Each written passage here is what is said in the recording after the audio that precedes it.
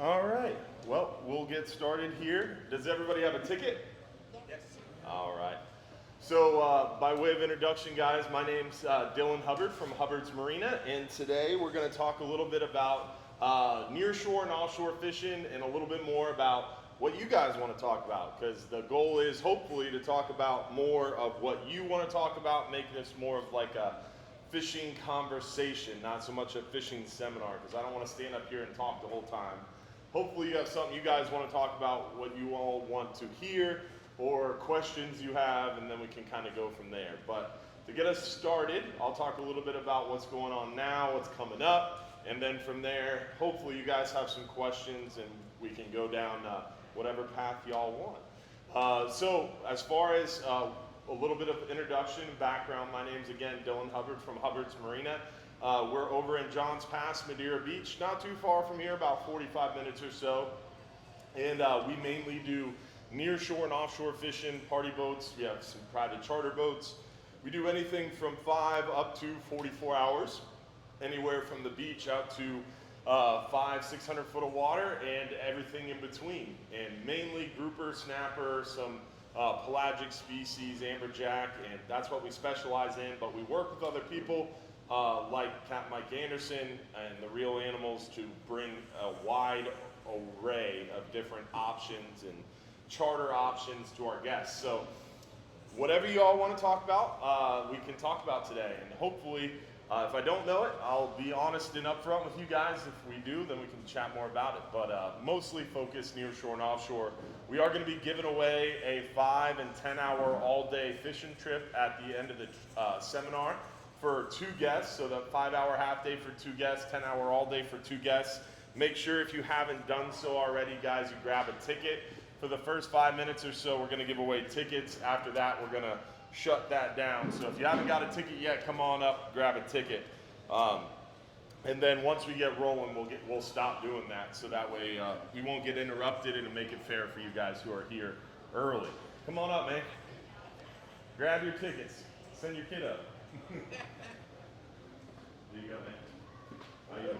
Good. How are you? Good. Come on, man. Bring one back to your dad. All right, so as I was saying, what's going on now, we are basically mainly focused this time of year right now on hogfish near shore, lane snapper as well, mangrove snapper, a couple red grouper too.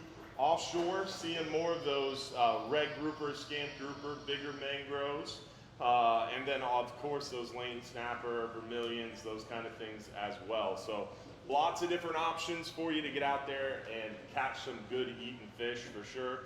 This time of year, we're seeing those cold fronts still. We're kind of on the backside of those cold fronts. They're trending weaker, and they're trending to where they'll kind of come down and stall, or they'll stall before they get to us. So it's that time of year where the cold fronts are subsiding a little bit. But late in the year like this, once we start getting on the backside of winter in Florida, we get those really variable fronts where the one that we had yesterday, that cold front we had yesterday, Saturday, we're in mid to late February here.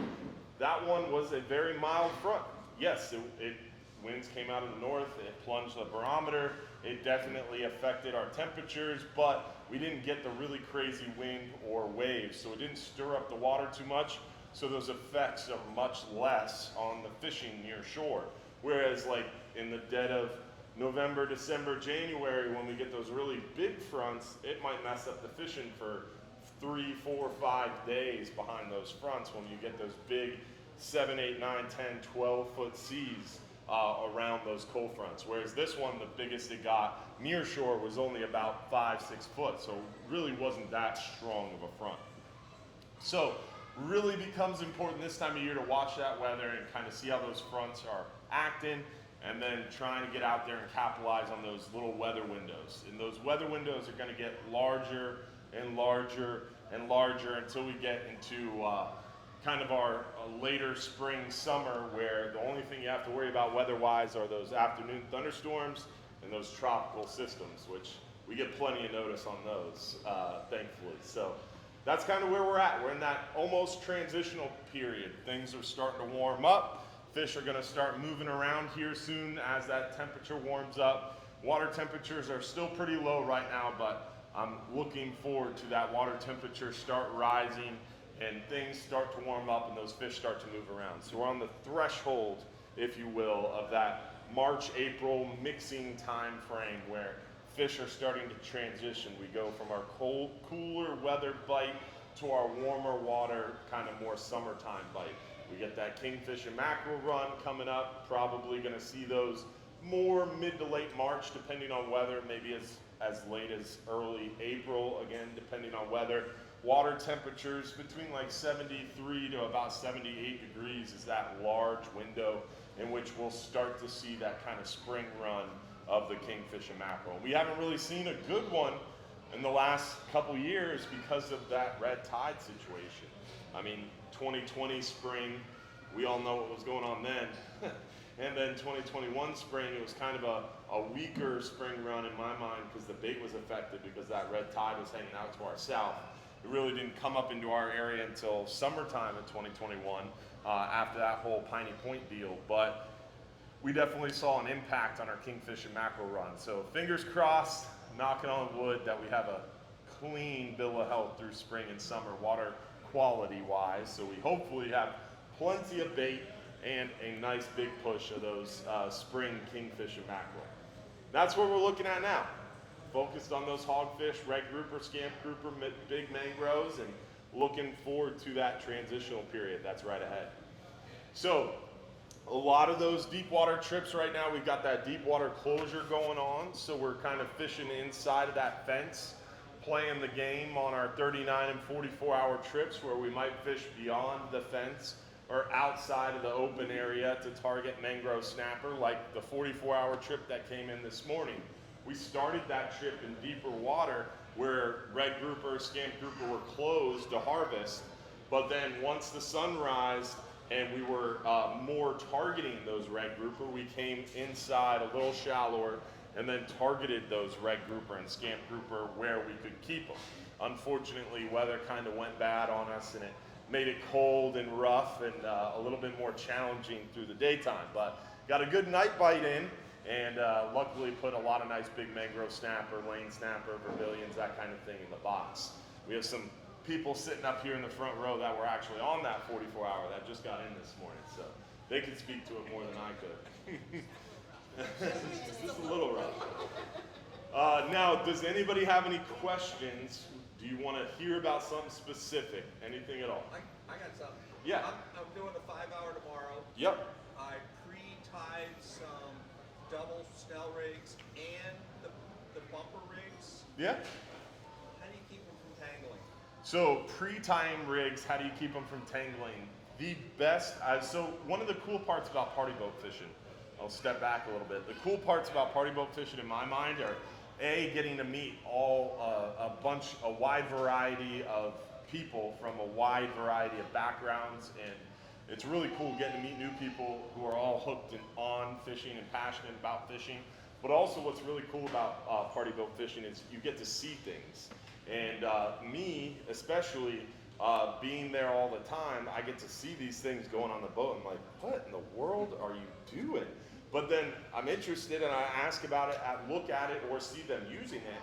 And a lot of times it's really cool. So a little story on what you're asking about, pre-rigging leaders to keep them from tangling. The coolest thing I've seen doing bag checks, I opened it up, I'm like, why are you taking a bunch of photo albums out there? He had a photo album book for 5x7 photos. And instead of photos in each sleeve, and those plastic sleeves, he had leaders tied. So he had the hooks, he had the leader, he had the swivel, and he had them rolled up and stuffed in those little sleeves of his photo album. And that worked really well. You can write with a marker, a dry erase marker, right on the plastic what's in there, and you can wipe it off once it's done and wipe it off and re-marker it for your next trip. Or in his case, he does it a lot, so he'll have a couple books in his bag labeled like 5/0, 6/0, 7/0. And the front of it is double snells, the middle of it's singles, the back of it's kind of more larger leaders kind of thing. So you could do a lot of different things with that, but in my opinion, the best way that I've seen to pre-rig leaders and not get them tangled is those little photo albums. Some people will use like a PVC tube and they'll hook the hook to the top and then put something on the bottom to hold the back of the leader. Me personally, I don't pre-rig leaders a lot of times because most of the time I prepare for my fishing trip the night before, the morning of, and I'll just hang them on a light or hang them on something around me on the boat. That way they're within arm's reach or within a couple steps during the trip. On the ride out is when I'm preparing leaders. But if you're going on a trip like on the Flying Hub 2, that kind of messes me up a little bit because we don't have that ride out to prepare for fishing because you're sitting in the seat going super fast. So you don't have the opportunity to prepare for the trip on the ride out. So on that situation, that photo album might be a good idea. Okay, what I came up with is I got some empty Plano boxes with the dividers, flip the lid up, I put blue painter's tape in the lid so I could label what's in the trays, and I used wine corks. There you go. And I hooked the hooks in the wine cork, wrap it around, cut a slit with a razor blade, put the swivel through, so it's all... So the wine cork idea would be really good, but keep in mind, monofilament fluorocarbon has memory. So if you're wrapping it tightly around a wine cork or around a PVC tube, as I've seen, you get out there and you have a bunch of pre-made rigs, but then all of a sudden you pull it off that wine cork, and now you've got a rig that has a bunch of squiggles in it, basically, for a lack of a better term. It's not going to be as straight. And then once it's sitting on the bottom, it's not laying straight, it doesn't appear as natural. But on a 5-hour trip, that's kind of our more entry-level trip, fun for the whole family, and everybody catches those gray snapper or white grunts. They're pretty aggressive, so I don't think it'll much matter, and I think that'll work definitely. But if you were doing a longer trip targeting those mangrove snapper that were a little bit leader shy, a little bit more leader shy and a little bit smarter, you'd want to maybe think of a different way to where it's not going to get as wound tightly, so you're not going to have that memory. In the back. We can use bread ties. Bread ties, that's a good idea. Bread ties. I've seen the PVC piping. I've seen the big photo albums, scrapbooks. I've seen a variety of different things. The bread tie is a good idea, but then you're still worrying about the hooks hooking you. So yeah, I've seen the little worm stoppers. There's a lot of different ways to do it. I use 1-gallon plastic bags. Yeah. And that way they're larger, might be maybe 8 or 10 inches Yeah. circles, so it doesn't get memory.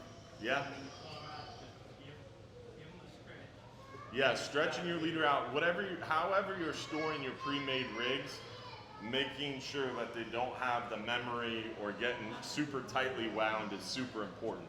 That's why I don't necessarily like pre-making them as much. If I can avoid it, I will, and I'll just make up my leaders on the ride out, because A, it gives me something to do on the ride out, B, it keeps me out of trouble on the ride out, and C, it keeps you busy. So it gives you something to do and it gets you excited for fishing. So I prefer, if you're not on a go fast boat huddled in a bean bag or sitting on a bench holding on for dear life, I prefer to just do it on the ride out. That makes it a lot better, and it passes the time, to be honest. So that would be my suggestion. But people are excited, and I get that. You wanna prepare for your trip, so you spend time in front of the TV prepping rigs. If you're gonna do that, get yourself a big photo album would be my best suggestion. Any other questions? Yes, sir. Dylan, I don't do it because I can tie mine in a matter of moments. Yeah. But if you take a piece of styrofoam, an inch thick, Yeah. maybe, I don't know, a foot and by 16 inches, 16-inch leader is what I like. Mm-hmm. With a little hook up here, and you've got little slits in it. Yeah. And you put one at the top of the body, you can put 15, 20 liters on there. Yeah. And it won't jangle. Yeah, the foam tubes, the pool noodles, I've seen that used too. You use that when you've got a group out there that you want to pass them a leader. Yeah, yeah, especially if you're going fishing with other people and you're having to keep them rigged all the time. I mean, like on our 5-hour half days, working as crew members, that's what we do the whole ride out, is tie 100 liters. have them hanging ready to go on the back of the boat.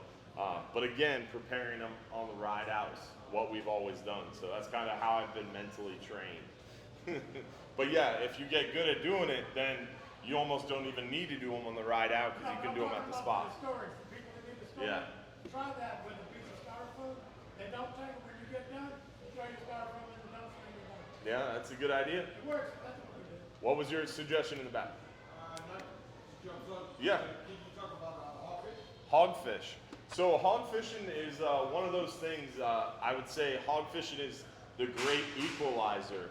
You could do everything right and follow every technique in a seminar or a book or a video or a course, do everything right. And the kid fishing next to you with the Mickey Mouse rod and the steel leader is gonna catch a hogfish and you won't. Yeah, it's extremely frustrating, but it's also a lot of fun for that reason because it is, it's one of those things that it's a lot of luck and a little bit of experience is all you need to catch a hogfish on hook and line. But there's some things that can help you be more successful. Lighter tackle is definitely a great option. Lighter tackle meaning like 20, 30, 40 pound fluorocarbon leaders. We really use and recommend 30 pound the most. You're gonna get more bites using 20 pound, but it's gonna be tough to land a nice hogfish on 20 pound leaders just because they do fight really hard. What's your best setup?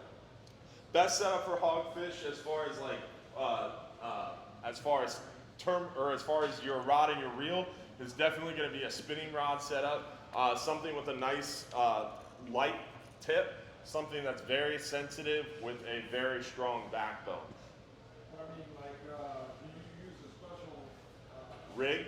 rig or something? Yeah, as far as like your terminal tackle goes, there's mainly 3 options as far as hogfish goes. So you could use a knocker rig setup, a ball jig setup, or a lot of people will use a jig head, just simply a jig head. So knocker rig, ball jig, or just a simple jig head are your 3 kind of hogfish centric directed hog fishery tackle setups or rig setups.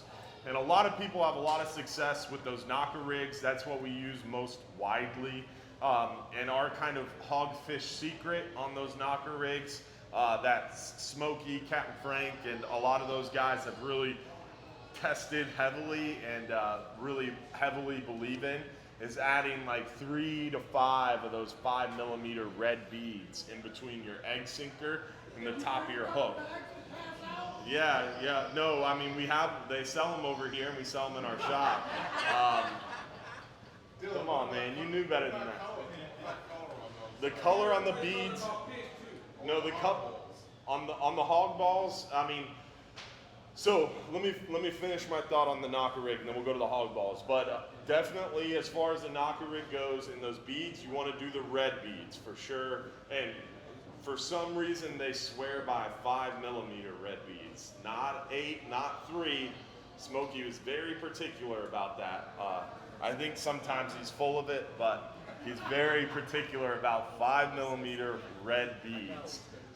So that's one of the options. The hog balls or the ball jigs, the naked ball jigs is what we heavily used and what we heavily recommended, but now you can't find them. I mean, it seems like when naked ball jigs was made by a guy and then they went to a different company, and ever since they went to that other company, they just aren't making them in the sizes that people really want. And then COVID happened and the supply chain issues. Now you just can't get them anywhere. Like nowhere has them. So it's super frustrating to me because a lot of times we'll get a product in, we like it, we believe in it, we start proliferating it and talking about it, and then all of a sudden they get popular and now we can't get them. And so I mean, you can find naked ball jigs. We have naked ball jigs in the shop, but the 1 ounce, the 2 ounce that really you would use for hogfish, yeah, you cannot find them. So the 1 ounce and the 2 ounce are really the ball jig sizes you focus on. Anything more than 2 ounce, you're really not going to catch a hogfish on. They really, in my opinion, shouldn't really make them. And you could use them for red grouper. They do work for red grouper too. But anything bigger than 2 ounce is too big for hogfish. Anything under 1 ounce, unless you're on like a 6-pack or a private charter with just a couple friends, it's too small, less than 1 ounce. So 1 ounce, 2 ounce are really where you want to go. As far as color goes, to answer your question, there's 3 main colors: chartreuse, pink, and white. Those are really your only options, in my opinion. Pink is, I've seen have very good success. White, I've had seen very good success, and then like the chartreuse glow, seen very well as well. To pick one over the other, you couldn't. But certain days they want pink, certain days they want green, certain days they want white. So unfortunately that's part of fishing. But I would have those 3 main colors: chartreuse, white, or glow, and pink. But pink overall seems to be the hot hogfish color. And that, in my opinion, has a lot to do with their diet. They're crustacean eaters, so that pink mimics a lot of the crustacean diet that they have, in my opinion. Knocker rig lead, 1 to 2 ounce also. So knocker rig lead, again, in most situations, 1 to 2 ounce, no more than 2 ounce, no less than 1 ounce, unless, again, you're in a situation where there's very few people on the boat. But normally I would suggest 2 ounce off general circumstance. But if there's less people on the boat, you have a more experienced angler, you have nicer tackle, that you have more sensitivity, you can get away with going 1 ounce or even under 1 ounce, but you really need a high quality rod to feel the sensitivity, and you need a lot of experience to use less than 1 ounce. And even then, you lose a lot of fish. Like on a recent trip that I was on, our supporters trip, where we were targeting hogfish. But I was kind of picky, so at one point I lowered my egg sinker size to 1/2 ounce because I was hoping that it would bring my shrimp down there a little slower, give me a better chance at maybe catching one of those hogfish on the way to bottom. But it was very, very tricky because it becomes very hard to feel the shrimp and very hard to feel the bite. Whereas you get a little bit more lead on that line, you get a lot more tension on your rod tip, and it becomes easier to feel the bite. So going lighter is a more natural presentation, gonna hang up in the water quality or water column longer, gonna give you a better shot at one of those bigger hogfish up in the water column, but makes it a lot more tricky to feel the bite. And you get a shrimp floating down to the bottom slowly on a light lead, it's gonna get smacked. And being able to feel that bite's important. So sometimes it's easier just to start heavier and then work your way down as you get more experience and just a better feel for it. You have to work through a lot of fish to get to that hogfish? Oh yeah. Yeah, to catch one hogfish, you gotta catch 10 gray snapper or porgies, 20 some days, 40 other days. You really gotta kind of soak through them. And that's why a lot of people are like, you catch hogfish on your party boats? Yeah, I feel that it's easier to catch hogfish when there's 25, 30, 40 people on the boat. I think it's a lot more difficult to catch hogfish really consistently and well with 6 people on the boat because you don't have as much smell going in the water. You gotta use one of those chum bombs or some of that fast sinking chum, and you gotta go through a lot more fish, whereas you got 25, 30 people on the boat. Some of them aren't really targeting hogfish. It might be their first time out in the boat, and they're fishing with cubes of squid, doing half the work for you, getting rid of all those other more aggressive fish out of your way. So I personally feel that catching hogfish on a party boat is easier as long as you have someone who's targeting hogfish. It's a hogfish directed trip, and that's what our 10 hours are right now. We're really going after those hogfish. As long as weather allows, we're really more often anchoring up and targeting hogfish. 5 years ago, we weren't. We were drift fishing and we're catching 30, 40, 50 keeper red grouper on a good 10-hour trip.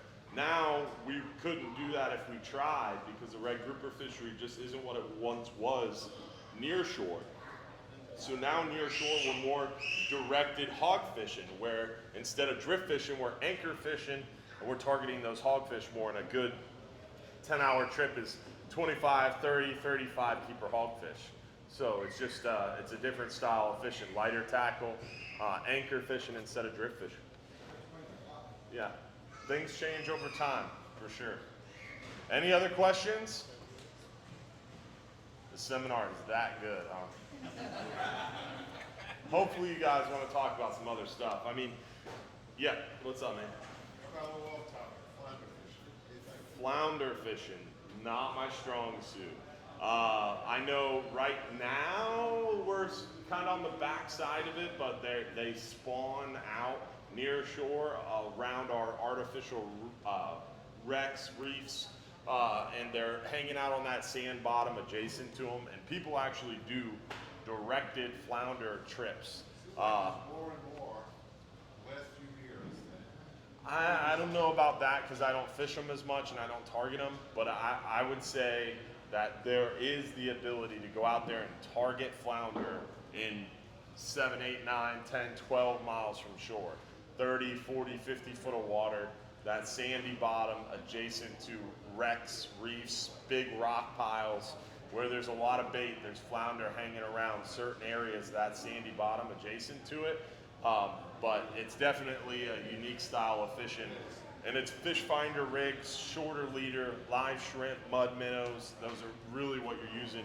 Or you're targeting them inshore. And this is the time of year to get them inshore, looking at those little potholes of the grass flats or those little drop-offs and sandy patches in the grass flats. Or a lot of them are caught around structure like bridges, docks, in that sandy area, down tide, where they're ambushing that bait that's getting pushed off that bridge or that dock.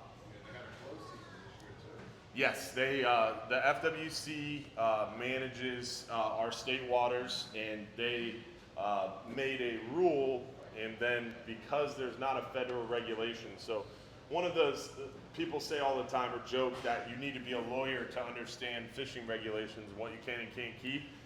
In my opinion, I mean, yeah, it's hard off the top of your head, but once you get into it, it's not that difficult. What becomes difficult is state and fed jurisdiction, especially when we're federally permitted.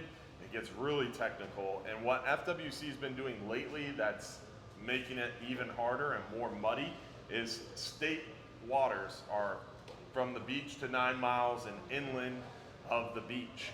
And so FWC's been making rules like they did with flounder, blackfin tuna, African pompano. They make a state regulation that's supposed to be for state waters, but when there's not a federal law on the books, a federal regulation, like flounder, for example, are not in the FMP or fishery management plan for the feds. So because there's not a federal regulation on flounder, FWC is like, let's extend this into the federal waters too. So then all of a sudden they push their state regulations into federal waters, and they have the ability and legal precedence to do that when there's not a federal regulation. So now that state regulation extends into federal waters, so it becomes really tricky to kind of regulate that and watch for that, because some of the best flounder fishing was in December when they're spawning out there 9, 10, 12 miles, and now you can't catch them or keep them. I think it's just for the month of December off the top of my head for flounder. And that's not a closed season as much as it is a spawning closure. That's why they did that. So. On the 5 hour, you're doing mostly anchored bottom fishing. No, on a 5 hour half day, we're gonna mostly drift. Is it drifting? Okay. Yeah, because like our 5 and 10 hour trips, when we're drift fishing, we're showing our baits to more of those gray snapper, white grunts. Drift fishing gives us a really good shot at plentiful fish. You get more action, but the quality fish like hogfish, mangrove snapper, gag grouper, you really got to anchor up. But red grouper, porgies, gray snapper, red snapper, you could drift for those. Trolling opportunity? You can troll on our 5 hour trips, our 39 hour trips, and our 44 hour trips. But this time of year, we're not really catching much near shore. So trolling on a 5 hour wouldn't really make as much sense. But 39 hour, 44 hour trolling this time of year, you got a shot for those blackfin tuna, maybe a kingfish, wahoo, definitely around maybe the errant mahi, but really tuna and wahoo are the big things offshore trolling right now. Now on the longboard, Yeah, the slow pitch jigs. full pitch jig. Can you use a regular spinner? Spinning. Spinner reel, or do you have to have a special one?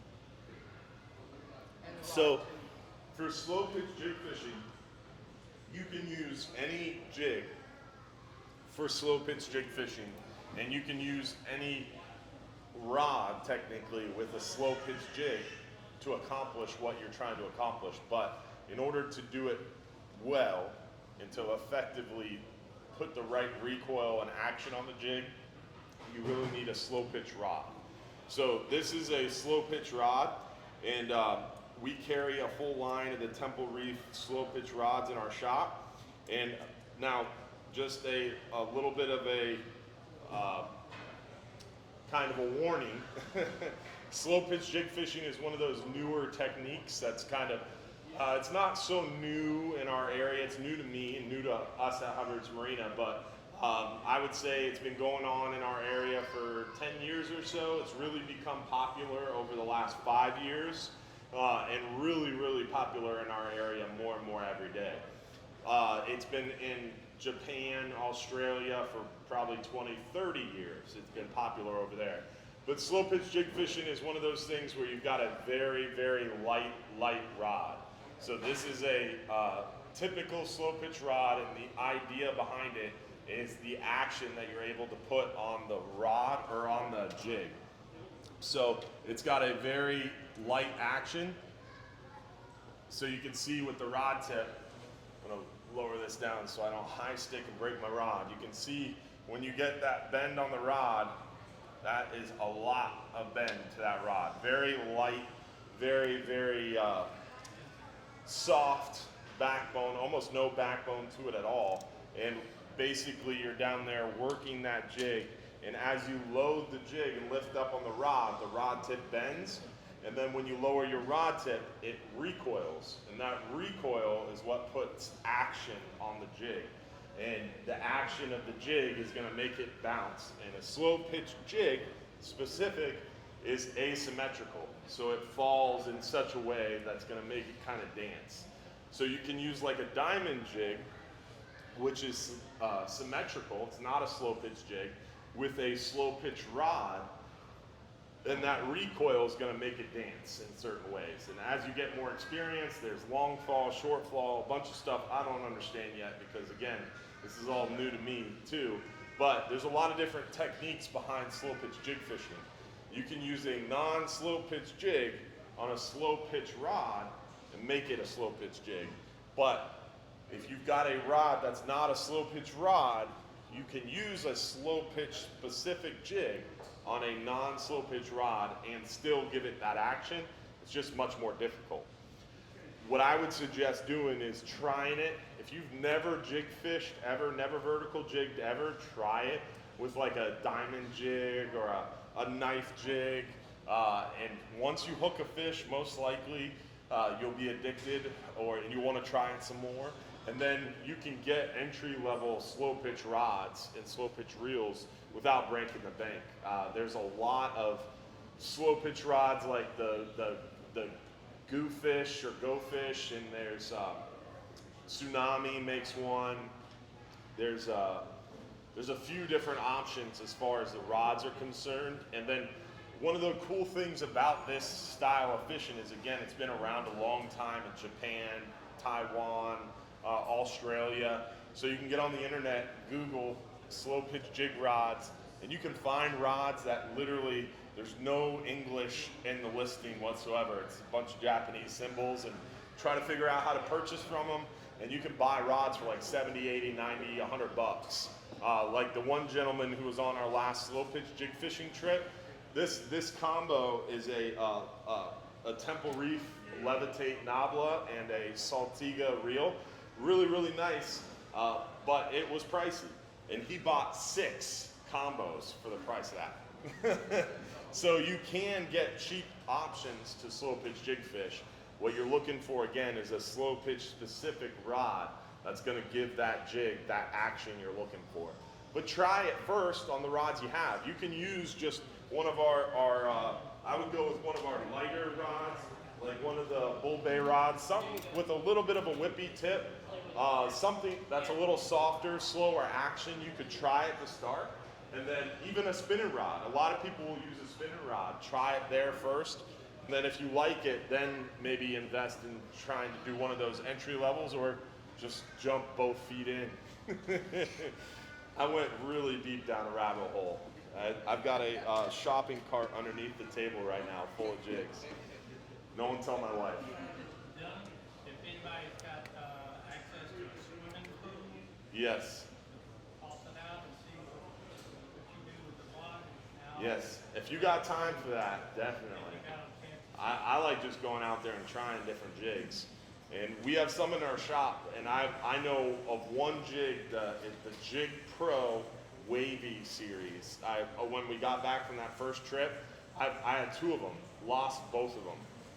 Two different stops, dropped it down, jigged it once, just got totally mossed. So when I came back, I bought like 8 more and then ordered more from the distributor. So there's certain jigs that have better action than others and better success than others.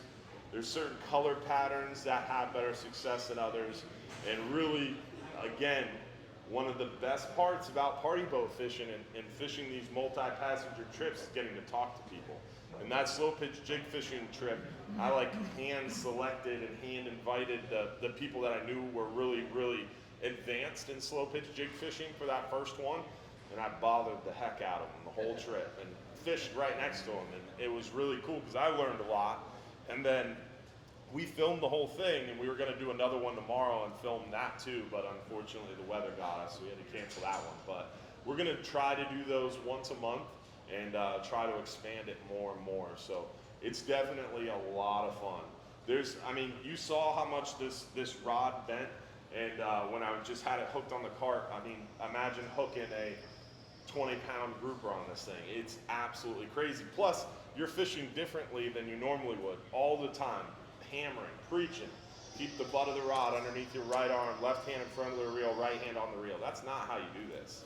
You gotta keep this thing up underneath your left arm, palm the reel, and then you're jigging by holding the handle too, working that jig. And once you start jigging for 10, 12 hours straight, you have to keep moving the rod tip, and you're trying to put different action on it, so you're doing different techniques of longer lifts, shorter lifts, whipping it from side to side. So it's very fun, and it's more active because like when you're bait fishing, a lot of times once you get the hang of it, there's not much to it. Making sure when you're bait fishing, you want to make sure you hook your bait naturally, present your bait naturally on the bottom, hold the bottom, make sure you feel the bite, set the hook. Once you got all that stuff down, there's not much more to it other than targeting the fish you want, trying different tackle setups, and getting a little nicer setups over time. And it becomes one of those things, I love fishing, don't get me wrong, but it becomes one of those things where you can kind of shut your mind off and relax, which is nice. But this style of fishing, you gotta be on it. Because this rod it's an expensive rod. There's cheaper models, $100, $200, $300, but if you invest in a really nice rod, that braided line, because keep in mind, you're working that rod up and you're jigging like this the whole time. You're jigging, jigging, jigging. And every time you lower that rod tip, that braided line, because you got to use super light braid, that braided line is getting slack in it. And it can very easily wrap around that tip. And you almost always get bit on the fall. So you're working that jig, and then all of a sudden you go to lift up and the rod's just going straight down with a fish pulling against you. If braid wraps around that tip, instant explosion of your rod tip, and it's gone, it's over, the rod's broken. So you have to actively fish and monitor which way the wind's going. If the wind's in your face and you're jigging, you gotta be really careful because that braid's gonna wrap around the tip if you're not following the line. So it's not one of those situations where you could drop it down, grab your beer and take a sip and talk to your buddy. You gotta be on top of it, watching that braided line. So it's pretty fun. Not conducive to getting drunk while you're fishing, which is not fun, but. That one that you just filmed, is that on YouTube already? It will be soon. It's still being produced right now. How's the weather going to be for tomorrow morning's 5? Tomorrow's going to be nice near shore. Not so nice offshore. They're calling like 3 and change. Still blowing 15 to 20. Rest of the week, But near shore looks good. Yeah, all the next 7 days near shore out to 15, 20 miles looks beautiful. Really, the second half of the week is going to be the best fishing, best weather. Wednesday, Thursday, Friday. Specifically Thursday and Friday would be the best times to fish this upcoming week. But it's going to be nice weather near shore all week. Little disturbed through Wednesday offshore, but mostly offshore once you're beyond 40 miles or so. They do a morning and afternoon 5 hours? It depends. Our afternoon trips, our afternoon 5-hour half days are kind of like overflows. If we're busy, then we'll add an afternoon. But most of the time, we offer a morning half day all year, 365 days a year. But once we get busier, we'll offer an afternoon because we want to try to spread out that demand. My goal is to run trips at like 60, 70, no more than 80% full.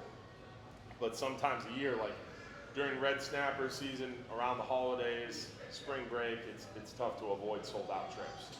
But sold out trips aren't necessarily a good thing for our company because it's harder for our crew, captains, and it's not as enjoyable. So we try to keep the numbers of people lower for that reason. Any other questions? When you were talking about jig fishing, Yeah. how far do you bring it up the bottom before you let it back down? So most of the time you're actually working the bottom. So most of the time when we're slow pitch jig fishing, you're covering a large area, either with a slow drift or you'll be anchor fishing and letting out anchor line every now and again. You're moving across an area, trying to show your baits to more fish. So you're actually keeping it either bouncing on or just right above the bottom. But it depends on the species you're going for. Like if you don't care and you might want to catch a pelagic, then you might want to work up in the water column. Like again, this is new to me, so please take everything I'm saying with this grain of salt when it comes to jig fishing. But what I was hearing from, well, I was asking about it myself, just like you guys are now. And this whole thing is one of those situations where we're all learning this together type situation. And I was asking them the same thing because, again, beauties of party boat fishing. I'm sitting there jigging, watching the guy next to me and the guy on the other side of me.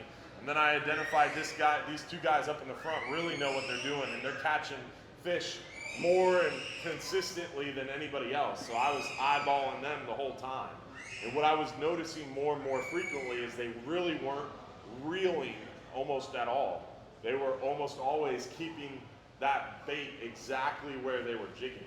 So either right on or just above the bottom. But there's a few different methods. So most of the time, what I was doing is just dropping the bait all the way to bottom. And then once I hit bottom, then I would jig and let my rod tip down. And whatever throw I was doing, like if I was doing a longer throw where I'm lifting up here and dropping down to here, I would make sure wherever I was dropping down, again, I'm jigging like this. So wherever I was dropping down to, I would want to make sure at the very bottom, I was just barely touching bottom, or I was just a quarter crank off the bottom, wherever my lowest part of my jig throw would be. I would want to make sure I was either right on or just above the bottom. And then I would do that for 10, 15, or 5, 10 minutes. And then if I wasn't getting anything, I would crank up a quarter turn, do it a few more times, and then crank up a quarter turn and get to where I was almost a full turn off the bottom. Keep in mind your reel matters. Using a Saltiga, I think this is a 6.2 to 1.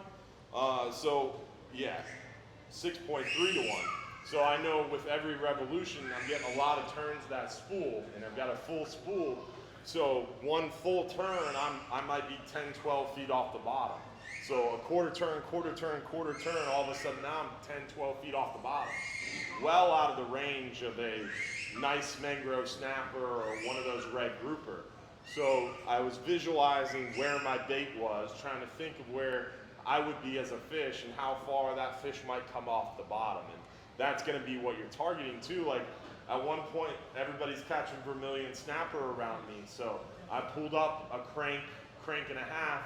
That way I was 20, 25 feet up off the bottom in that range of those vermilion snapper that are higher in the water column. Then I saw a lot of people catching red snappers, so then I'm all the way back down to the bottom trying to stay out of those red snappers. So you're also, it depends on where you're targeting, what species you're targeting. But you could just jig for as long as you want, and then maybe try a slower, like at first if you're jigging at like say you're going all the way up and coming down at maybe a 20, 30 degree throw. Maybe you stop from a 30 degree throw, maybe you start doing 10 degree throws. Then maybe you switch it up and go 60 degrees. Maybe you switch it up and you're doing a 100 degree throw, giving it more fall. And then maybe you're reeling up a little bit and getting it higher off the bottom. Maybe you're dropping it back down to bottom, adjusting the depth. Maybe the guy next to you hooks up and he's caught 2 fish in a row, and this guy's caught 2 fish, and this guy on the other side's caught 2 fish, and you haven't gotten a bite. Maybe you reel up and change colors. Maybe you try to change size of jig, weight of jig. So there's a lot of different things that go into it. Basically, what I've learned for the jig is for every gram is the feet. So if you're fishing 120 foot, around 100 to about 150 grams is where you want to be. More current, you're using more grams or more weight. Less current, you're using less weight. Slower jig, like something, I'll pull out my shopping cart. So your fatter jigs, your slimmer, fatter jigs compared to your skinnier, longer, skinnier jigs. The longer, skinnier jig, if you're fishing 120 foot of water, 100 foot of water, let's make it easy, even numbers. If you're fishing 100 foot of water, this long, skinny jig, you might be able to get away with using a 60 or 80 gram jig. You might want that. Or if you're fishing 100 foot of water and you're fishing a shorter, fatter jig like this, you might want to fish more like 110, 120 grams, because the shorter, fatter jig is going to fall slower. And your goal is to use the lightest possible jig that's going to stay vertical and not get what they call scoped out. If you're getting scoped out, that means your jig's working slow and the current's taking your jig away from vertical. You want to try to stay as vertical as possible. That's why, like on a deep water trip, when you're fishing 400, 500, 600, 800 foot of water, they're using 8-pound braided line to try to stay as vertical as possible. Whereas most situations, 30-pound braided line is going to be the go-to for that slow pitch jig fishing. So the goal is staying vertical with the lightest possible jig, trying different colors, different sizes of jigs, different shapes, and different throws to try to get the right kind of combination to work. And what was really cool on that slow pitch jigging trip is someone would hook a fish and bring it up. All right, what color were you using? What size was it? And we'd holler it out, and then everybody's scrambling to try to use different color jigs. And basically what I was doing is, at a spot, because I'm not very good with the split ring pliers yet, at a spot I would use a certain color, certain size, certain jig, and if I caught a fish with it, I would stick with it. If I wasn't catching fish with it, I would change, kind of thing. And then if we were at a hot spot with a hot bite, I wasn't really getting them, I'd change to it. One stop that we got to later in the trip, everybody on the boat was hooking up, catching 2, 3, 4 keeper grouper. And on that spot, by the end, we had it dialed in. It was blue and white, 100 to 120 grams. That's what was working at that stop. And everybody switched to that, and then we were all catching grouper. At one point, everybody down one side was hooked up. Something about blue and white that I love. It's weird. It's very strange. I don't know what it is about blue and white. I think it has something to do with the color of the bait. You ever notice we have green sardines? Yep. But if you ever notice, if you ever been in the Keys, the tin of the bait is blue. Well, you have to keep in mind that depth matters. The color red in the spectrum goes away really quickly. So like if you're down 100 foot of water, the color red doesn't really show up. And fish are colorblind. All they see is differential patterns and shades. And especially once you go down, the color spectrum starts to change. I'm by no means a photographer, but what really interests me is the science behind why certain things work and what works at certain depths. And to me, the more natural patterns are, and the focus on transition or the shades are really more important. Like the Fire Tiger neon pink lure in the aisle is really meant to catch you walking down the aisle, not fish. And the dark purples, the reds, the pinks, the more standardized colors that are focused on transitions or more of a natural shading pattern are really more natural. And even in here, like what I kept hearing more and more were about these NLO jigs. And they are jig skinned to match natural predators or natural bait. The vermilion, the sardine, the threadfin, the cigar minnow, the sand eel, the porgy. These NLOs, almost the 3 or 4 most experienced jig fishermen on the boat all swore by the NLO jigs. And don't even bother, I picked out the best colors already. That's why I got the basket before I talked about it. What's up? Do I have to worry about having a descending tool rigged? On a 5 hour? So what you're talking about is the Descend Act. It was effective January 13th of this year. Whenever you go out fishing in federal waters, I believe all federal waters? No, this was the Gulf of Mexico. So the Descend Act was basically if you go out fishing in the Gulf of Mexico, you have to either have a descending device rigged and ready or a venting tool, which I think the wording is the same, rigged and ready. Basically, if you get stopped in federal waters, you either have to have a venting tool or a descending device within your fishing area, rigged and ready, meaning it's within arm's reach. If you go fishing on a boat like ours, we're going to cover that for you, but on our long-range trips where we actually need to use them, we require them. And it's definitely important to make sure you're mitigating that barotrauma. What I hate to see is you'll see even on TV, you'll see people out there in deep water on a fishing show and they're throwing fish back and it's floating away. It's like, come on, man. You have a TV show, man. You're supposed to be setting a good example. You cannot let fish go floating away because they're not going to just magically swim down. You gotta make sure that this pressure is released and that fish can return to bottom. A lot of times what we'll do is we'll throw down 1 or 2 fish at the start of a trip, at the start of the day. If they're floating off, then we try to recapture them and vent them or descend them. If we can recapture them, if we can't, then we know the rest of the day in that area and that depth, we're gonna have to use our venting tools or our descending devices. And occasionally fish get away from you.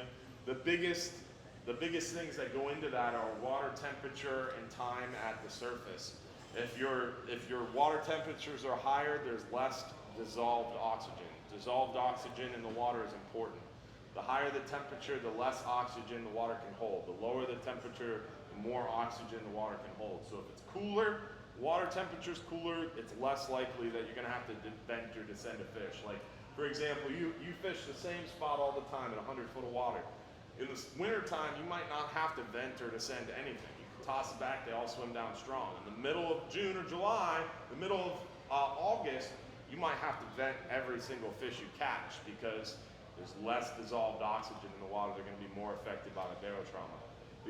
The secondary thing that's exponentially effective affecting the fish is the time at 0. Once you reel them to the surface, for every millisecond they're on the surface, you're exponentially increasing the chance of that fish not surviving.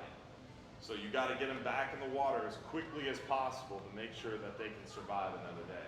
A lot of times we'll be able to reel up an undersized red grouper, even if we're in 120 foot of water. You can reel them up real fast, get them off the hook fast, get them back in the water, they'll swim down strong. You reel up that same fish and you're digging in your pocket for pliers or looking for your de-hooking tool, or you drop him on the deck one time and he's at the surface for 10, 15, 20 seconds, he'll float off unless you vent him or descend him. So it can really be affected by the time of water, or time at the surface, the water temperature, and the surface of the air as well, or temperature of the air as well. So, but to answer your question, no. On our 5, 10-hour trips, 12-hour night trips, you don't have to have a venting tool or descending device. On our 12-hour extreme trips, you don't really need it because our crew are so prepared and we only have 16 people on board. But on a 39 or 44-hour trip, you must have a venting tool for every group. If you can buy one or bring one, or we'll give you one on the dock, but every group has to have a venting tool. We don't use descending devices as much just because we have a lot of people fishing and it can create a little bit of a challenge with tangling up. But we do use them when we get a really big fish, like a 20, 22-pound red snapper out of season. you can't vent it enough. If you're fishing 160, 180 foot of water, they're gonna go floating off unless you get it off the hook quickly. And that's a challenge too, because Joe from Michigan catches a 20-pound red snapper out of season. He's gonna want a photo of that fish.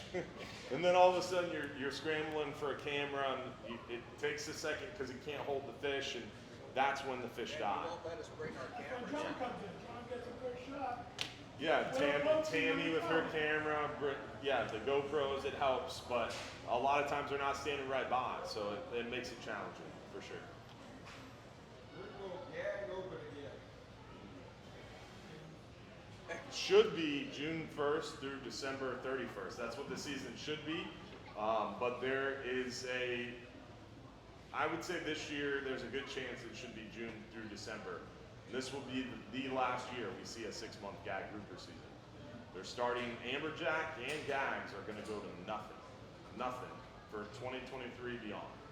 Because the gag grouper fishery in general, the ratio male to female gags is very, very low.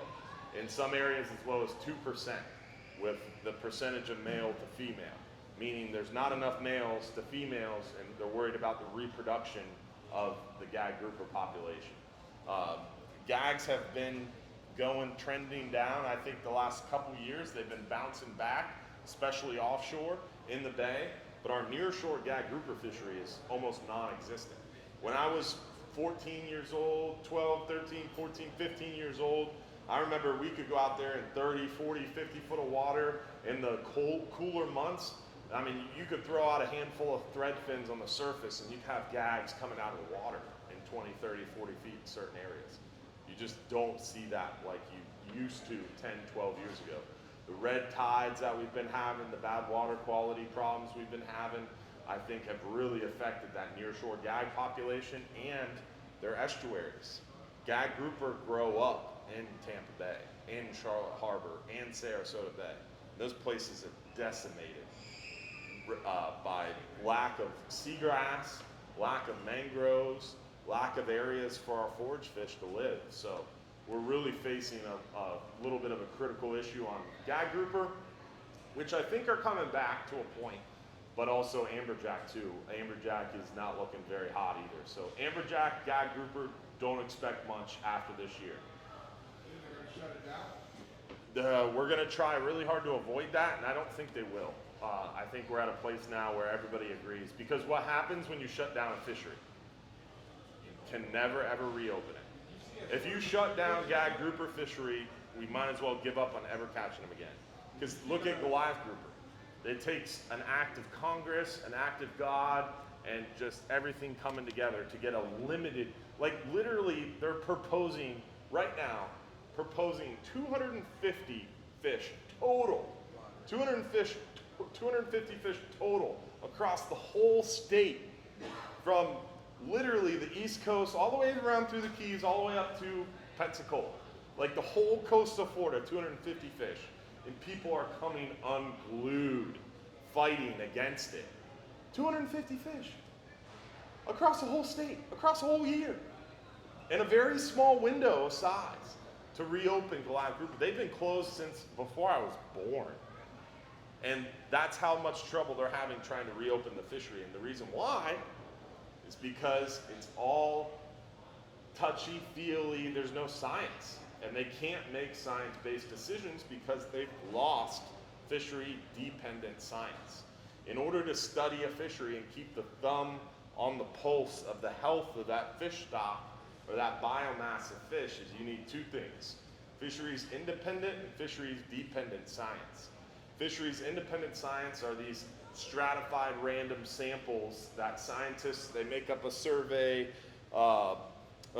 size or a survey map or a plan, and they go out there and they execute their survey. Like in the Gulf of Mexico, we have the bottom long line index, where a bunch of scientists use a certain size long line with a certain size hook and a certain size bait and a stratified random sample. We have the video surveys where they drop these video arrays down and they count the number of fish in each frame of the video. They have They do seine nets and long line nets in certain areas. They drop down, this thing is killing my head. They drop down nets and they'll actually use this certain, I think it's like a pesticide or something to kill a certain amount of fish in a certain geographic region and check all the makeups of larval stages of the fish in a certain area. So they use a lot of methods to get this fisheries independent, meaning totally apart from fisheries. And then fisheries dependent science is the easiest to collect and the most important, because it takes what's called our landings, which is how many fish we're catching, and then our effort, which is how many people are out there fishing, and the most important part of it is CPUE, or catch per unit effort. Because me going out there and spending 5 hours of fishing is different from her going out there and spending 5 hours of fishing, is different from him going out there and spending 5 hours of fishing, is different from her. Because we could all have different sized boats, we could all have different levels of experience, or I could just be having an off day in a bad area where she's on a hot bite over somewhere else.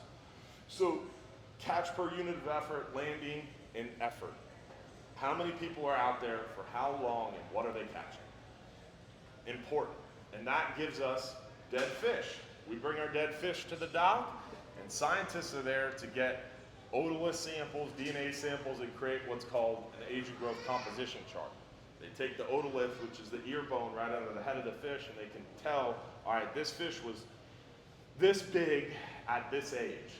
And they create this age and growth composition chart. They sex the fish. They know, all right, females are sexually reproductive at this size, at this age, and they can make good scientific-based minimum size limits, bag limit suggestions, and we can manage in science.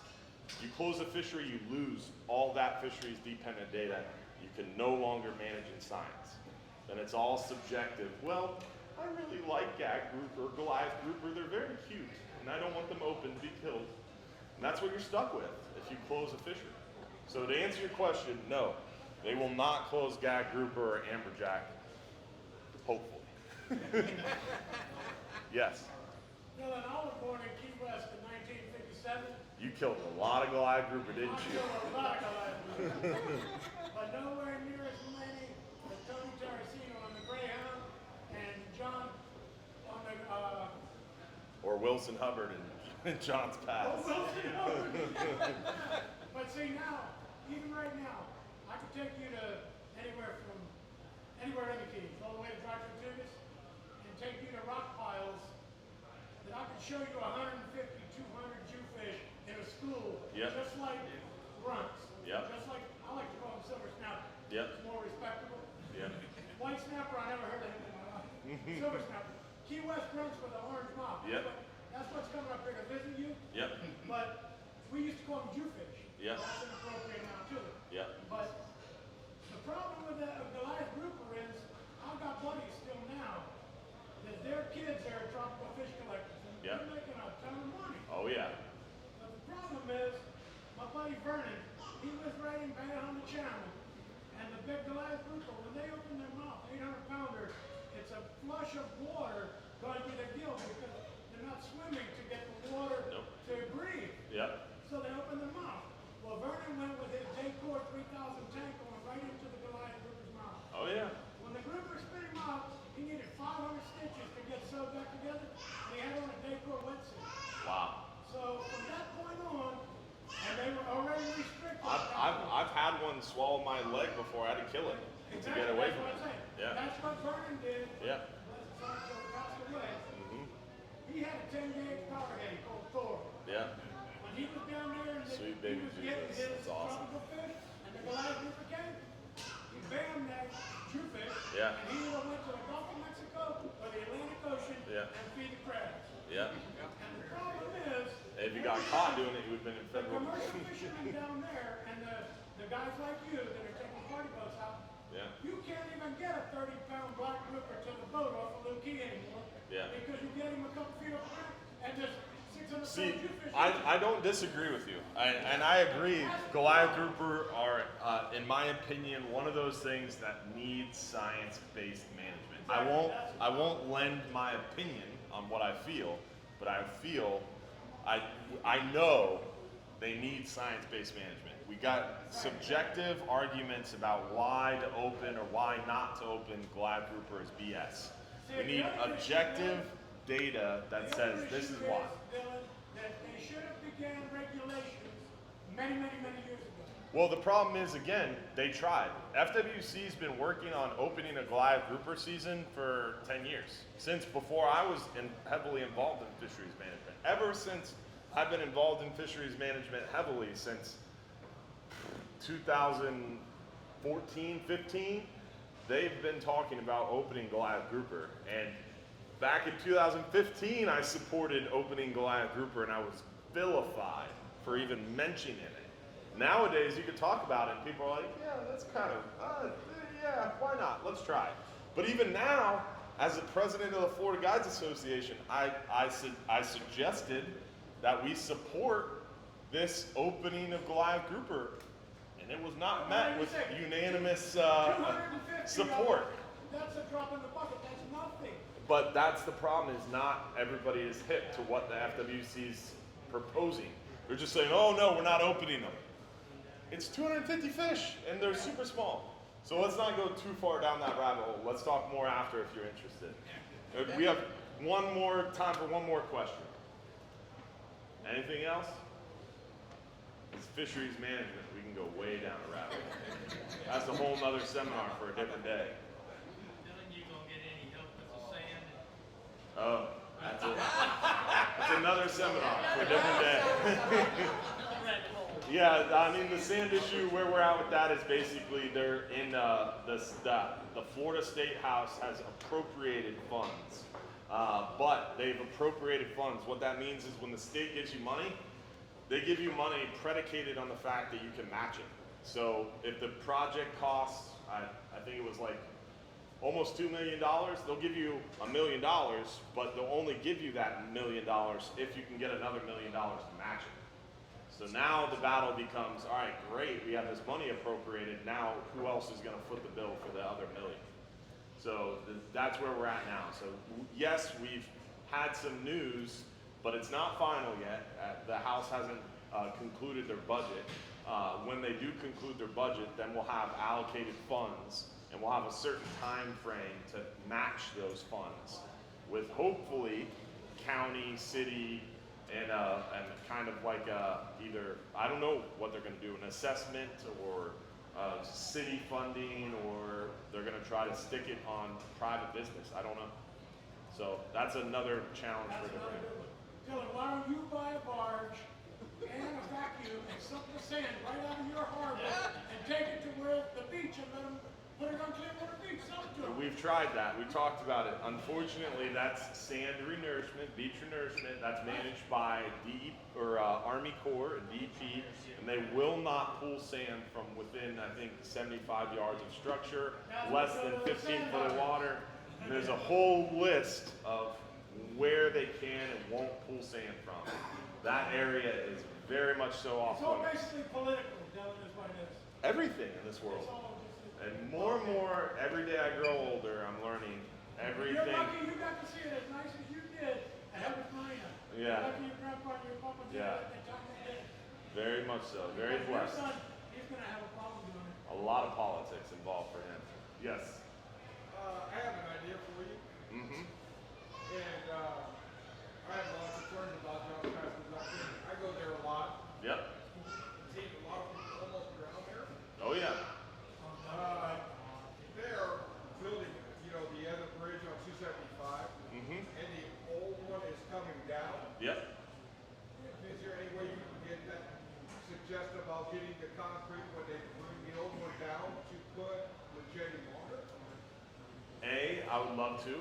B, I've tried everything to talk about jetties. The county the county public administration and county administrator basically said if I talk about jetties again, that they would stop talking to me completely.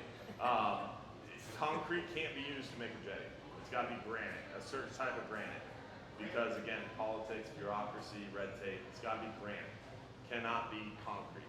Because concrete expands, it's filled with rebar, it expands, cracks up, breaks up. It's got to be granite boulders in a certain size to make a jetty. And B, the other part about jetties is the scientist who did that 6-month study in John's Pass is quoted as saying, jetties will save the inlet, solve your problem, but are no way even attainable or worth the discussion in John's Pass.